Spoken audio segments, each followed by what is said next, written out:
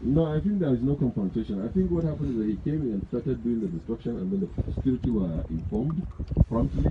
The Air Force came around and understood later they were doing by the police to stop him, and he's on the run. But I don't think he can run faster than the government anyway.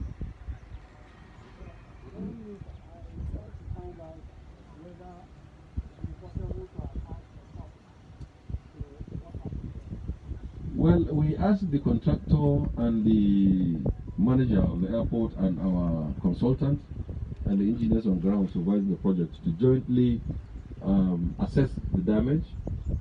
You see, it's concrete. You covered it. It's concrete fence that we're putting here to fortify this airport. And like I said to you, except a few portions of the Lagos airport, there's nowhere in the country that you have this type of concrete. So we're delivering quality work here, and where you stand here, this turning part, there's none of it in this country.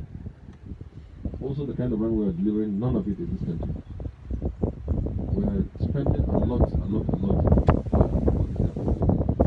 We're funding directly from the budget, for example, at that building. And that is close to, just my guess, about $200 million. We're coming with the cargo. We're doing quite a lot in this place. And this is what someone is paying us back with. I'm really very sad.